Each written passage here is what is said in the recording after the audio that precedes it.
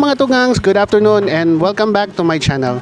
Ngayon mga tugangs, ay andito ako ngayon sa Baba Hasib Lebanese Shawarma dito sa Ateneo Avenue, Naga City. Ngayon ay may kasama ako si Chris, yung kaibigan ko na lagi kong kasama sa pagbabike. Ngayon, si Chris kasi ay isang dating OFW sa Qatar. Ngayon ay matagal na siyang hindi nakakain ng mga Middle Eastern food.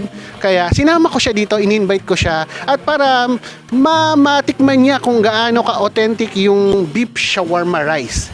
So, Chris, batiin mo naman yung mga tugangs natin dyan.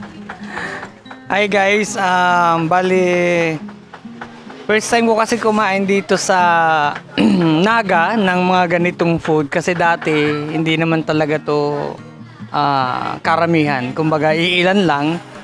So inalok ako ni Boom, sabi niya try mo para niya makatikim ka uli ng mga pareho nito Lebanese food, parang kumbaga gusto ko rin matry sa gawa dito sa Pilipinas, hindi lang dun sa natikman ko from Qatar. So, let's see. Ano sabi mo? Okay. Doon sa beef. Sa beef niya, okay naman. Lasang talaga siya. Arabic food. Sarap, sarap. Tapos yung mga sauces niya, itong parang chili garlic. Yun yung talagang gusto kong klase ng anghang na hindi lang basta sili. Meron siyang something sa loob na iba yung lasa niya na kung kayo, medyo mahilig kayo mag-try ng mga pagkain na hindi nyo pa natatry. Try nyo to at alam ko matutuwa kayo. Tapos yung niya, beef niya, tama lang yung lambot. Kumbaga, out of 10, nasa 9. Basta kung nakatalikod ka nga lang, para nasa ka lang eh. Nasa Arab country ka lang eh. Kaso nakaharap kami, nakikita kang tricycle. So parang pa rin nasa Pilipinas ka. Actually, last week pa ako nag-crave ng ganitong pagkain. Kaso nung sinabi mo na may bagong bukas dito, makainan, sabi ko, naisip ko na antayin ko na lang para sabihin ko yung yung pagki-crave ko maging satisfied siya kasi parang alam mo yung i-hold mo muna ng konti, parang sige, antayin muna natin para at least alam mo yung yung pag natikman mo kung talagang yung ba talaga yung lasa nung hinahanap mo pagka sinabing Arabic food. So, ito yun, the best, maganda, masarap yung lasa. Yung lambot ng karne, tama. Lalong-lalo na yung anghang, kumpleto siya. Okay siya, the best. Yung rice, ito yan, medyo lang, sa akin, yung rice niya medyo, parang Java rice lang din ang itsura, ang niya, ang looks niya, pero meron pa din siyang kahit konting lasa ng pagka-Arabic food na nagbi-blend siya dun sa beef na Sarap.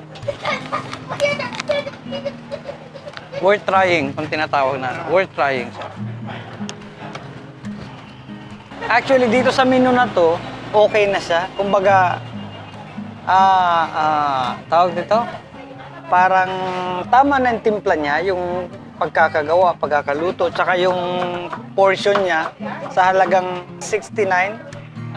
Na siya, kumbaga tamang-tama lang yung presyo niya para dito sa ganitong klase ng pagkain, kumbaga.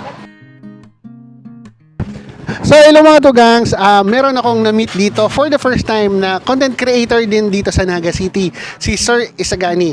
Actually, inintroduce sa akin ni Mama Lia. So, Sir, mag-hi ka po sa mga tugangs na. Hi mga tugang. So, Sir, ano po yung FB page mo? Ang FB page ko ay ang Magkakankita Bicol. So, ano po ba yung mga naandun sa page mo? So ang makikita doon is mga food reviews, about foods. Ayan, so may mga pinupuntahang mga restaurant, any kind.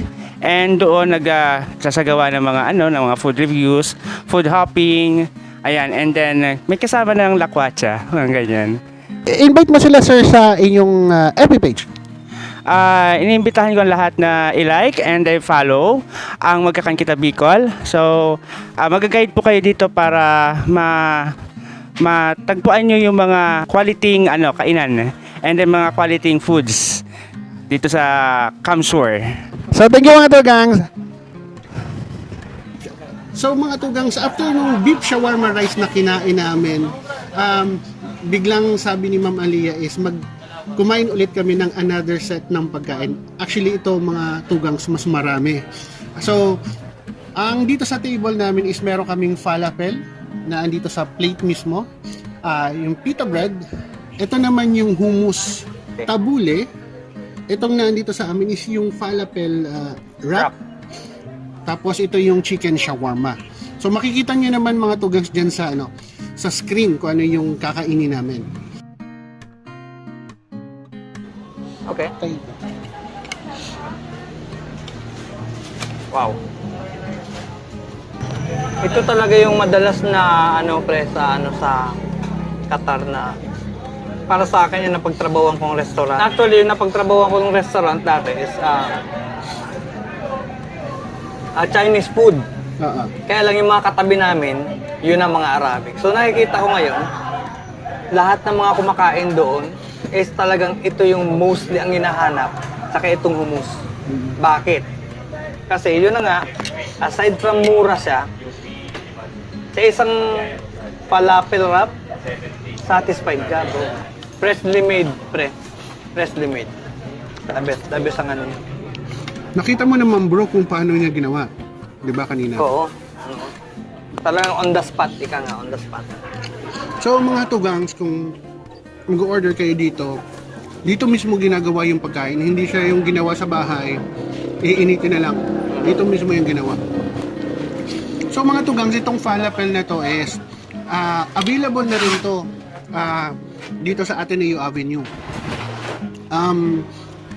Ngayon lang talaga siya officially launch dito sa Ateneo Avenue kasi syempre medyo mahirap gawin din kasi yung falafel.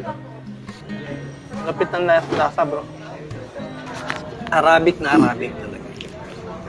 Kumbaga, di mo alam, parang di naman pwedeng sabihin parang giniling na manok. Pero talagang basta iba yung lasa niya. Talagang talagang one of a kind. Ito kasing falafel bro, hindi siya karne. Pero kung titingnan mo siya, parang giniling na manok eh. Oo, pero hindi. Karne, ano yan talaga? Gulay talaga siya. Kaya tinawag na siya na falafel vegan wrap. Hindi siya matamis. Pag sinabi kasing Arabic food, hindi sila yung Matamis. hindi sila mahilig sa may matamis. Yan. Yun. Correct. Talagang sila more on spices talaga. Yes, tama. So, napapansin mo, dun sa mga, kung hindi pa talaga siya mahilig sa mga Arabic food, pag tinikman nila tong falafel, parang mapapaitan sila. Correct. Pero hindi nila alam, normal to. Ito yung very common na lasa talaga ng mga Arabic food. Malakas yung spices niya. Medyo kala mo mapait pero hindi. Ito talaga yung basic na lasa talaga ng Middle Eastern food. After nito bro, anong susunod natin? Chicken shawarma naman. Ah, Para ma-compare natin yung nakaraan na yung sa beef na kinain natin. oo. Tingnan natin kung anong kaibahan. Oo, correct. Abang inubos nung kaibigan ko yung kinakain niya, sunod na kami dun sa chicken shawarma. Gusto namin magpasalamat sa Baba Hasib Lebanese Shawarma kasi sobrang binigyan tayo nitong food. Sila yung kumbaga sponsor na rin naman to vlog kasi sila yung nagbigay ng food. Sobrang salamat po kay Ma'am Aliyah kasi yun nga binigyan tayo ng chance na ma-vlog yung mga pagkain niya. So talagang sobrang mabubusog kami nito hanggang mamayang gabi na to. Hanggang bukas na sa akin, boss. Hanggang bukas na to. Hanggang bukas na. Hindi lang hanggang mamayang gabi, hanggang bukas to.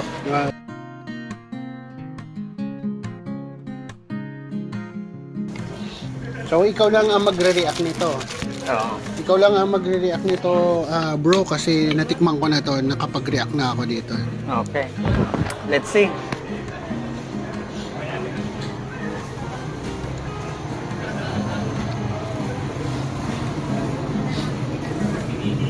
Yung lasa, shawarma na yung mga gulay na inilagay, very fresh. Talagang yung hiniwa lang, hinugasan, hiniwa, lagay. Tapos walang halong oil. Wala.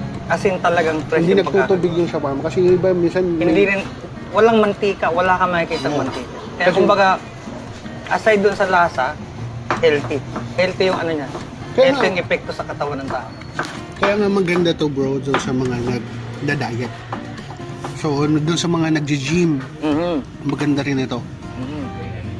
Ito, nakikita ko bro yung ginamit pa ditong chicken. Mostly, na parts ng chicken na ginamit is breast. Which is yung, alam mo yung hindi mamantika na part ng chicken. Tama. Medyo nawindang lang ako doon sa chili. Oo. Hindi naman nagsisili kasi ito si Boom. Kaya ako, ito talaga. Pero sa totoo lang sa Arab countries na ano ko doon na-experience ko doon sa Qatar, both Qatar and Dubai. Yung pinakainan ko talagang mga Arab restaurant doon. Hindi nila, wala ka makikitang chili sauce doon. Naniniwala ka ba? Oo. Hindi Alam mo. sa kanila, kumbaga, hindi sa sikat na talagang pag kumain ka doon, kailangan may sili sila or may hot sauce. Hindi sila ganun. Dito lang to sa Pilipinas tong chili sauce actually. Correct. Sa Arab countries, walang chili sauce. Sa atin, para mas ma-appreciate lang natin yung lasa na nandito tayo sa Pilipinas. Ngayon, itong restaurant na pinagbablaga ni Boom is naglagay sila ng chili para doon sa mahihilig din sa maangang. So yun, ini-invite namin yung mga kaibigan namin dito sa Naga City na i-try nyo to. Na pumunta dito at i-try nyo tong mga pagkain na to. Kung gusto nyo nung iba naman sa panlasa, try nyo to. Lalo na doon sa mga kaibigan ko na andito sa Naga City. Actually, andito yung kabrad ko sa Alpha Caparo, si Brad Bitter. Pagpunta ko dito, naandito siya kumakain. So, makikita nyo lang sa screen, andyan si Brad Bitter. So, kumain siya kasi nakita niya yung post ko about Baba Hasib, Lebanese shawarma, na kung gaano kasarap. So, legit talaga, na-confirm niya, talagang masarap daw. Uulit pa nga daw siya. Kahit ako, pakatapos itong vlog nito, mahaba na 1 linggo, andito na naman ako. Oy, bro, si kapatid mo, si Jonathan. Oo. Nung kailan lang, sabi niya sa akin, pupunta raw siya rito. Brad, pasensya na. Kaso yung ang araw pala ng bukas nila, wala silang Sunday. Oo. So, Monday to Saturday lang, basta may pasok, doon sila nag-open. So, anong sunod The natin after nito? Humus tayo, bro. Hummus. Sige. Hummus and pita bread tayo. After nito, kakainin namin.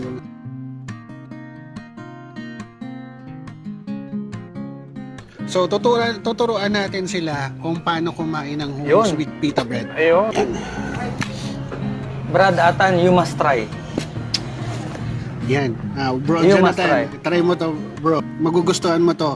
Sama mo na rin si Sweet. Saka si Kid. Yan, try mo. Sige. Actually, sa Arab countries, ito parang ginagawa lang tong papel. Pinupunit lang to, parang ganito. Sample lang. Sige, go. Tara. Nasa pinggan mo na, pupunitin mo lang siyang ganon, tapos isasawsaw mo. Ganito ang pagkain nila doon. Although parang pag first time mong makita sila na kumakain ng ganyan, parang alam mo yung parang kung medyo madidiriin ka. Yung parang hindi siya kasi, maganda. Oo. Kasi kung makikita mo, medyo oily Oo, or oily, something. tapos parang, sasaw-saw kang ganito, tapos masyadong greasy tingnan, di ba? Pero talagang Malasa. masarap talaga. Yung iba naman nito, ano bang usually dun sa Arab countries? Pag kumakain ka nito, anong match nito? Ano bang usually ginagawa natin doon? usually, yung mga talagang mga Arabic, iba kasi sila pag kumain Shy. eh. Oh, shy tea. Tama. Shy tea. Makain sila dito. Pero sa atin kasi ang hot drinks after na kumain eh. Oo. Sa kanila, After nun, pinagsasabay pinagsasabay nila nila yan. yan. It's either shy tea or yung red tea. Yes, tama. Yun yung mga- yung hindi siya yung Lipton mga tugang sa. Yun yung mga beans talaga na pinapakuluan talaga Yeah. nila and then Correct. sinasala and then iniinom. Mga fresh sila na. Kaya mo na bro. Ako maglalagay na Sarap. din ako. Anong magiging comment mo muna sa pita bread? Yun ang isa pa. Very fresh yung bread, gaya ng mga vegetables na ginagamit dito. Fresh lahat. Fresh lahat. Wala ako masabi. Yung talagang pinaghandaan ng may-ari na to, ng restaurant na to, yung mga pagkain. Hindi sila yung tipong nag-i-stack ng mga gulay. Sa tingin ko, everyday sila bumibili. Everyday sila kasi minimake sure nila yung gulay, yung ingredients fresh. Anong naalala mo every time na nakakain ka? Kasi for how many years hindi ka nakakain ito? Anong naalala mo? Anong na-flashback mo? Siyempre, yung pag-stay ko doon sa Arab countries na yon, yung mga ito kainan, sa katabi niya, sisaan. Ganun yun yung boss. Oo nga. Yung pinagtatrabahuhan ko doon dati, bali isa siyang mahabang, parang street. Kabilaan niya, puro mga Arabic food ang mga siniserve nila. It's either kainan lang, or meron din siyang kasama na patisisya, nagsisisa sila doon habang kumakain, mga ganun. Tapos yung iba nagtsatsaa lang. Yun yung mga talagang na flashback lang. Kumbaga, parang naalala ko lang doon sa mga time na andun ako habang kumakain ako ng ganitong mga pagkain. So, yun. Tatapusin lang natin tong pita bread and hummus. Ano na susunod natin? Tabule. Tabule.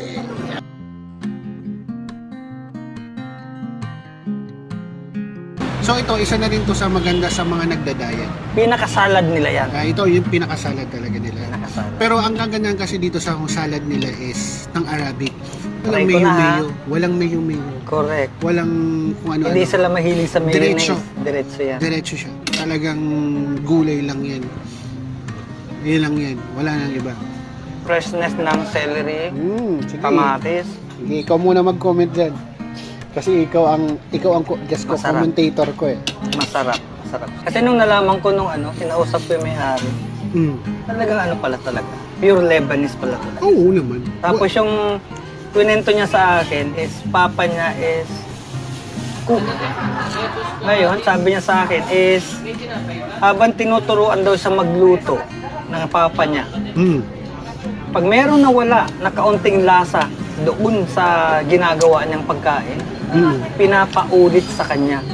Meaning to say, ginawa niya, nagluluto siya ngayon, yung perfect na lasa Perfect na lasa. ng talagang Lebanese. Talagang authentic Arabic, talaga. authentic talaga siya. Paulit-ulit daw yun.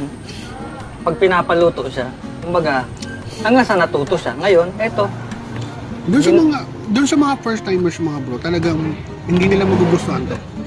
Sa totoo lang. Lalo na Oo. kung walang alam about Arabic food, hindi nyo ito magugustuhan. Pero pag once na nasanay kayo dito, oh, ewan ko lang, babalik-balikan niya. babalik kayo dito.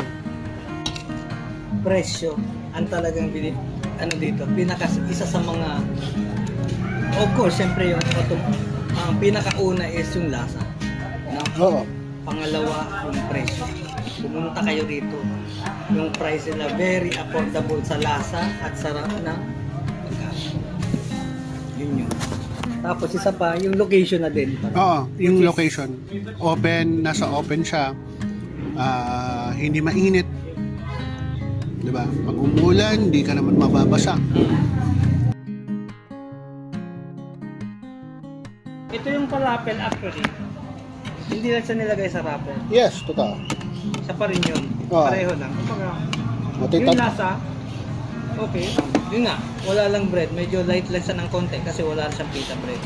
So mga tugangs, kung makikita nyo to ng malapitan, kala nyo karne. Yes. Pero hindi siya karne. Gulay siya na naka-food process ito, fresh. Nakita talaga namin na linuluto talaga siya. Freshly cooked.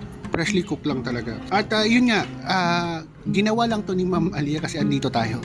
So, dahil sa gusto niyang matikman agad yung falafel, gumawa talaga siya sa kanong hummus. Pero available to, di ba?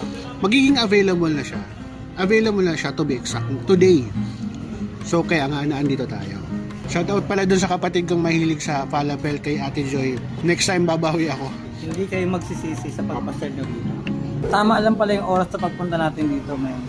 Kasi, sabi ni ma'am kanina, hindi raw tayo ma-entertain ng maga dahil ang daming tao. Oo, lalo lang nung lunch. Kasi yung mga students kasi, para sa akin, 3 days cheerleader, very successful na. Kasi marami silang customers talaga. Doon pala kasi sabay one take one, bro. Oo. Craving satisfied. Magre-review ka na, magre-rate ka na. So, simula tayo doon sa falafel. Rate mo in 1 to 10. Falafel wrap. Falafel wrap, sabi ko is 9 pa din. Gaya nung mga unang kinain natin, yung shawarma rice. Beef shawarma Beef rice. shawarma rice, tama. Beef shawarma rice, 9 din ang rate ko doon. Ito, 9 din. Yung chicken shawarma, Chicken shawarma. 9. 9 din. Pero itong hummus, kasi ito yung madalas kong kinakain sa Qatar, 10. Bibigyan ko na. 10 out of 10. Pinarisan siya ng Pita bread. pita bread na yun at yun pa din yung lasa. Perfect. Perfect yung lasa niya. Lahat. Itong tabule, 9 din. Dahil sa 9 freshness ng gulay niya.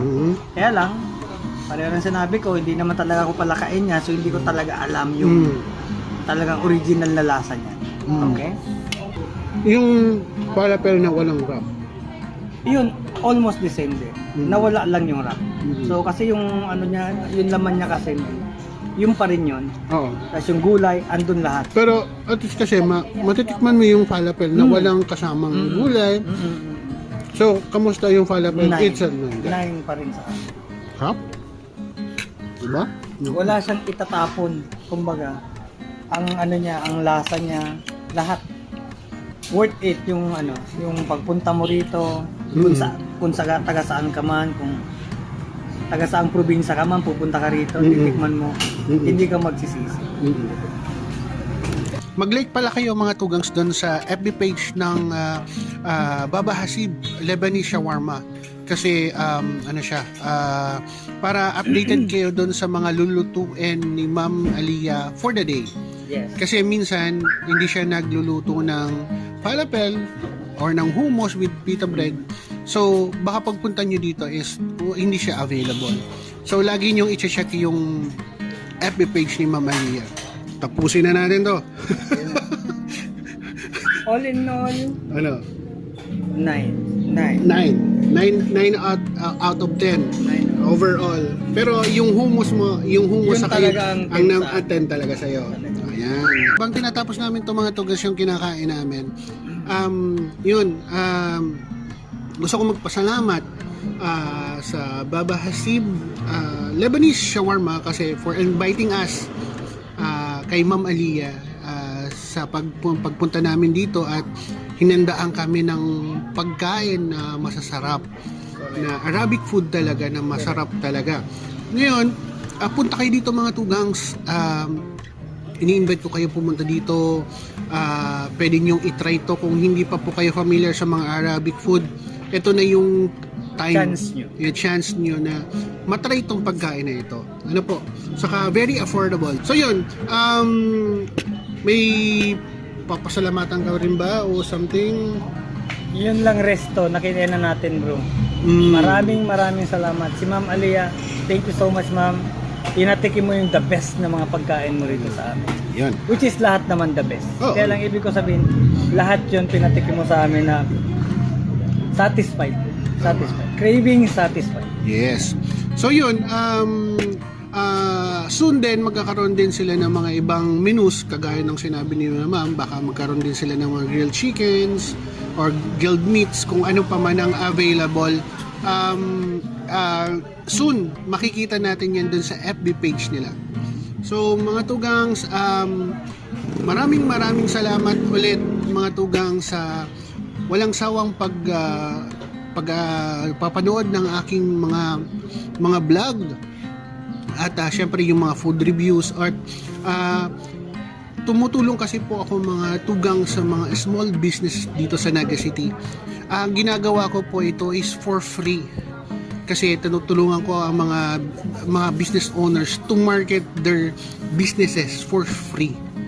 Gamit po ang aking social media platforms. So kung dun po sa mga meron pong gusto pong magpa-try na ipa-review ang inyong pagkain, willing po kami na mag-review, magbigay ng service sa amin ng pagbablog o pag food review. Willing po kami ni Bro Chris na i-try po yung product niyo. Diba? Yes, correct. So, mga tugangs, road to 2,000 subscribers na po tayo or followers po tayo dito sa aking Facebook page. So maraming salamat po.